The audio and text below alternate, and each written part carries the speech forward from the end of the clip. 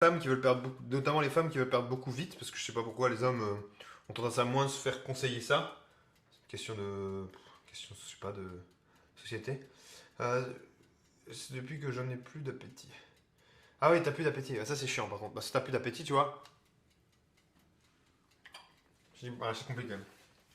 C'est difficile parce que là, il faut quand même faut commencer à voir les nutritionnistes quand vous avez des problèmes compliqués. Moi, je suis pas du tout qualifié pour parler de sujets dans le sens où vous avez jamais faim. C'est bizarre, tu vois. Ah oui, bah, du coup, tu as une maladie rare du métabolisme. Donc, c'est différent, on est d'accord. Mais c'est vrai, ok. Mais beaucoup de gens, enfin, j'ai lu beaucoup de choses comme quoi les régimes sous caloriques, on va dire, c'est vraiment pas la bonne chose, hein, parce que. Énorme la chanson. Parce que justement, vous allez vous mettre dans un état où votre corps il va pas du tout être dans les bonnes conditions pour perdre du poids. N'oubliez pas que si vous avez de l'énergie pour aller faire du sport, vous allez dépenser plus d'énergie, vous allez plus vous entraîner avec plus intensément. Régimes hypocaloriques ne sont pas ouf. Et voilà, c'est bien ça que je dis. Hein. Donc on est d'accord.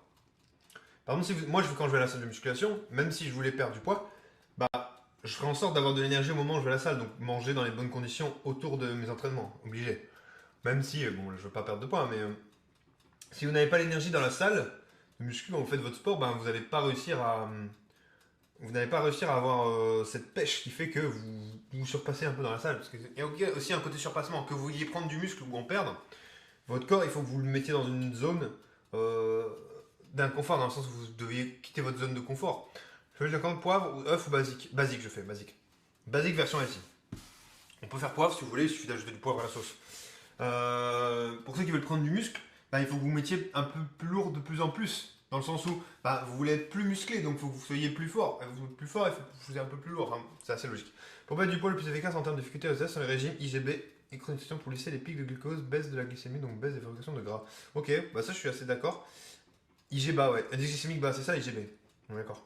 Ouais, c'est vrai. Hein. J'avais utilisé une application pendant un mois contre les calories, du coup j'ai baissé à fond et je pense que je mangeais entre 800 et 1000. Et donc forcément j'ai pris du poids vite super vite, mais le carence que je me suis pris derrière, ouais, c'est une horreur. Hein. 800 à 1000 calories, c'est. Je pense que si je mange 800 à 1000 calories en une semaine, bah je pense que je peux pas réfléchir. IGBA, ouais, ouais, j'avais compris.